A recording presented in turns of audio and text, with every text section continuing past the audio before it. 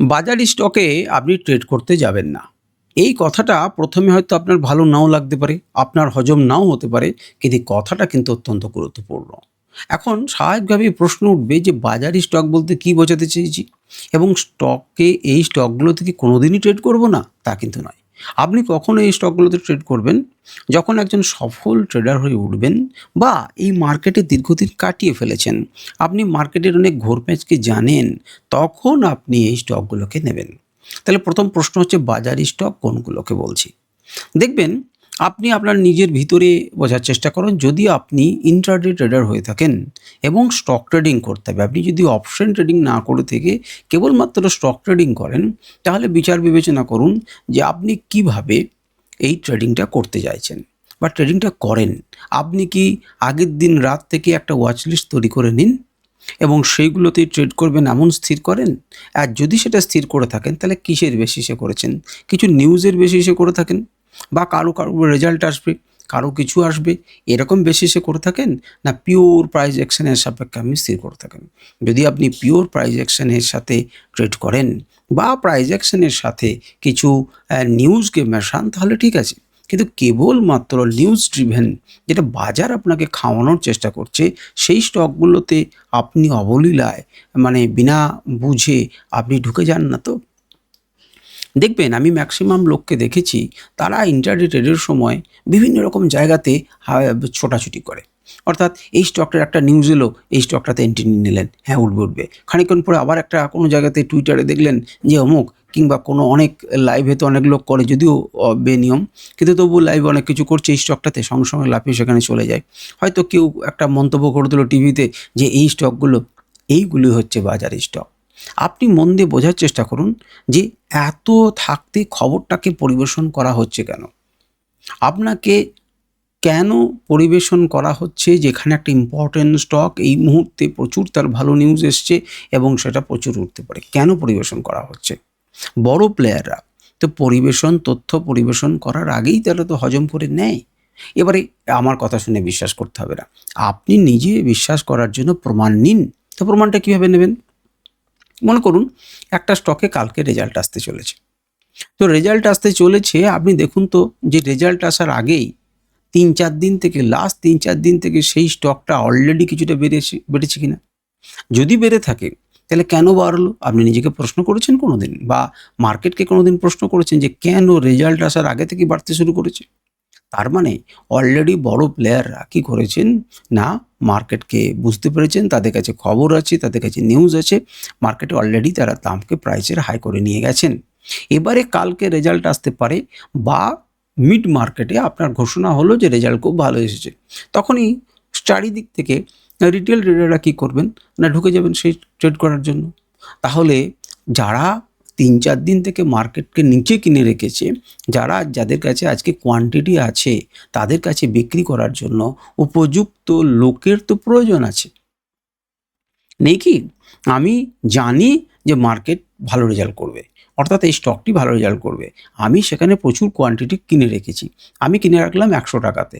তাহলে এখন বাড়তে ৳১৩০ চলছে। এই মুহূর্তে আমি যদি প্রফিট করতে হয়, আমাকে সেল করতে হয়, তাহলে আমাকে তো বায়ার্স চাই। তাহলে সেই বায়ার্সটাকে আমি পাবো কী করে?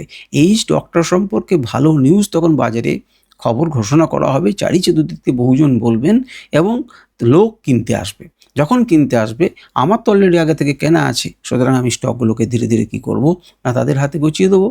তো এই যে খেলাটা, এই খেলাটা আপনাকে বুঝতে হবে। এই খেলাটা বুঝতে হবে, সবের ক্ষেত্রে তো হবে না। কিন্তু আপনি দেখুন যে সে রেজাল্টের কিছুদিন আগে থেকে বা কিছুদিন নয়, বেশ কিছুদিন আগে থেকেই কি রেজাল্টে কোনো রকম এই স্টকের প্রাইসে কোনো রকম আপনি পরিবর্তন দেখতে পাচ্ছেন? কীরকম পরিবর্তন দেখতে পাচ্ছেন? পরীক্ষা করে দেখুন, তারপর বিবেচনা করবেন। তাহলে বাজার আপনাকে যা খাওয়াচ্ছে, আপনি তাই খেতে যাবেন না। আপনি আপনার মস্তিষ্ককে ব্যবহার করুন। আপনি দেখুন যে আপনি যদি, আপনার কাছে যদি আজকে ২০,০০০ কোটি টাকা বা মনে করুন ৫০,০০০ কোটি টাকা বা ১,০০,০০০ কোটি টাকা থাকতো এবং আপনি পয়সা ইনকাম করতে চাইতেন, তারপরেও আপনি চাইতেন যে আমি আরও পয়সা ইনকাম করব। তাহলে আপনি কি ফাঁদ ফাঁদতেন? আপনি যদি আজকে একটা পুকুরে জাল ফেলে মাছ তুলতে যান, তাহলে আপনি কি করবেন? যেখানে খুশি জাল খুলবেন? না যেখানে মাছ থাকার সম্ভাবনা আছে সেখানে যাবেন। তাহলে মাছ থাকার সম্ভাবনা যদি আপনি না জানেন, তাহলে মাছ থাকার সম্ভাবনা করার জন্য আপনি চারের ব্যবস্থা করবেন। আপনি আগে সেখানে কিছু চার দিয়ে রাখবেন। ভালো করে খোল-টোলকে ভেজে বিভিন্ন রকম করে দিয়ে ভাত মাখিয়ে দিয়ে আপনি জলে ফেলে রেখে দেবেন এবং খুব সুগন্ধে অনেক রকম জিনিস পাওয়া যায়। মাছগুলো এলো। তারপর আপনি চারের ব্যবস্থা করলেন। তবে তো আপনি জালটা ফেলবেন। তবে তো আপনার কাছে জাল আছে। সুতরাং আপনাকে গোটা পুকুরের অর্ধেক মাছ আপনি ধরে নিতে চাইছেন। তাহলে আপনি কিন্তু তখন একটা চারের ব্যবস্থা করবেন। তো সেই চারটা এই যে নিউজ আসছে, বাজার যে আমাকে খাওয়াতে চাইছে, সেটা কি আমার চারের ব্যবস্থা নয় তো? সুতরাং পরের দিন থেকে যখন ট্রেড করবেন, তখন এই একটা সিম্পল প্রশ্ন নিজেকে অন্ততপক্ষে করুন যে, "আচ্ছা, এটা চারের ব্যবস্থা নয় তো? চার্টটা একটু দেখি তো।" সুতরাং সবারই আগে আপনি চার্টকে দেখতে শিখুন, চার্টকে বুঝুন, শিখুন এবং শেখার পর আপনি ধীরে, ধীরে মার্কেটের নিউজকে বুঝুন। নিউজকে দেখুন, কোনো একটা স্টকে একটা নিউজ এলো, আপনি দেখুন যে সে কীভাবে প্লে করছে। এটা ফার্স্ট হ্যান্ড নিউজ, না সেকেন্ড হ্যান্ড নিউজ, না থার্ড হ্যান্ড নিউজ, না আমাকে নিউজটা দেওয়া হচ্ছে, এটা একটু বোঝার চেষ্টা করুন। রেজাল্টে ২-৩ দিন আগে মুভ শুরু হয়নি তো? সুতরাং একজন আমাকে প্রশ্ন করেছেন যে, "স্যার রেজাল্ট তো খুব ভালো এসেছে। রেজাল্টের ভিডিও আমি করি, আপনারা কম দেখেন।"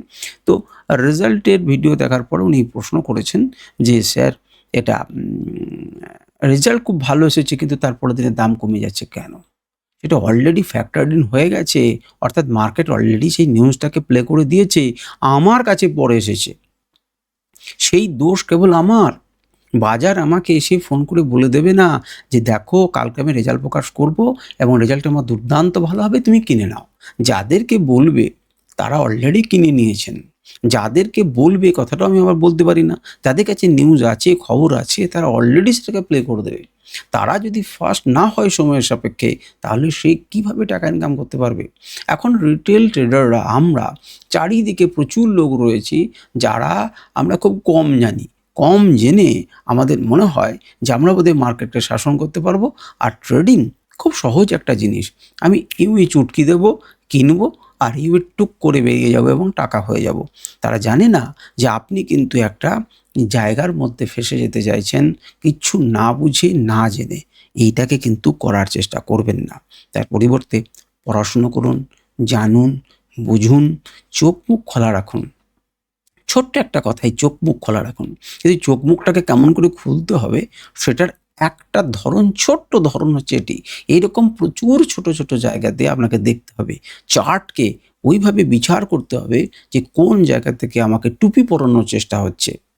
তো সেই টুপি যাতে আপনি না পরেন তার জন্য আপনাকে বিবেচনা করতে হবে, আমাকে বোধ রাখতে হবে। সুতরাং বাজারি খবর, বাজারি যেগুলো স্টক সেগুলোতে করতে যাবেন না। এনএসসি খুলবেন, এনএসসি খুলে দেখবেন গাদা, গাদা ভলিউম কোন স্টকে? পেনি স্টকগুলোতে। দাম কম সেগুলোতে। তো সেদিনকে প্রতিদিনই সেই স্টকগুলো কি প্রচুর মুভমেন্ট করে? আমি নাম বলছি না স্টকের, আপনারা জানেন যে সেই স্টকগুলো কি প্রচুর মুভ করে প্রত্যেকদিন? তাহলেও এত গাদা, গাদা ভলিউম আসে কেন? কেন? যে স্টকটা সম্পর্কে আপনার কোনো খবর নেই তারা টপ গেনার্সের জায়গাতে থাকে কেন? এবার টপ গেনার্স হবার পরে আপনার নজর পড়বে। হয়তো আরও একটা দিন সে বাড়ি নিয়ে চলে যায় কিন্তু তারপর কিন্তু আপনারা ডুবে যান। তাহলে আমি যে ট্রেড করতে যাচ্ছি আমাকে বুঝতে হবে যে অলরেডি সেটা প্লে হয়ে গেল কি প্লে হয়ে গেল না।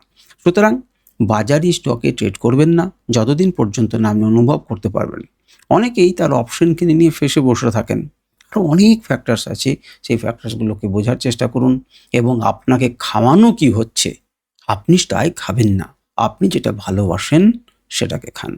আপনাকে যা খাওয়ানো হচ্ছে, আমি রিপিট করছি, তা আপনি খাবেন না। বরঞ্চ আপনি বেছে নিন আপনি যেটা ভালোবাসেন সেটাকে খান। আমি সুররঞ্জন গঙ্গোপাধ্যায়। আপনাদের ভিডিওটা কেমন লাগলো? আশা করি ভালো লেগেছে। বোঝার চেষ্টা করুন। আমি আপনাদের প্রত্যেকের সফলতা কামনা করি। আজকে ভিডিও পর্যন্তই। অন্য ভিডিওতে আবার দেখা হবে।